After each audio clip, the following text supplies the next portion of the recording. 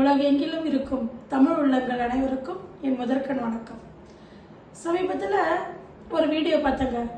அதில் நம்மளுடைய நிதியமைச்சர் நிர்மலா சீதாராமன் அவர்கள் தமிழ் படித்தா பிச்சை கூட எடுக்க முடியாதுன்னு ஒரு புலவர் எழுதியிருக்கிறதா சொன்னாங்க. தமிழ் படித்த அனைவருக்குமே இது வருத்தமாக இருந்திருக்கும் இல்லையா?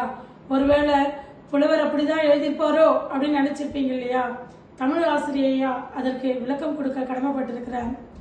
அந்த புலவர் யாருன்னா காஞ்சிபுரத்துல பான்கூலர் என்று அறியப்பட்ட முருகராசர் தாங்க.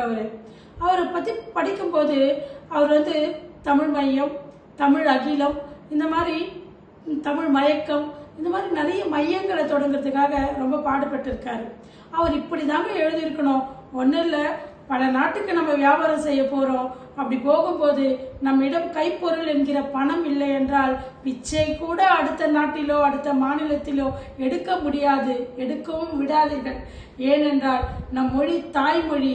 தாய்மொழியில போயிட்டு நம்ம தமிழ் மொழியில என்கிட்ட காசு இல்லை அம்மா பிச்சை போடு அப்படின்னு நீங்க போய் கேட்டுறாதீங்க.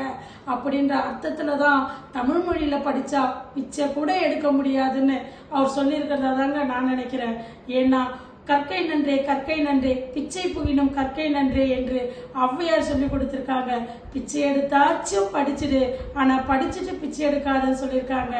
நாங்க எல்லா மொழியும் கத்துப்போம், ஆனா தமிழ் மொழியை மட்டும்தான் நேசிப்போம்.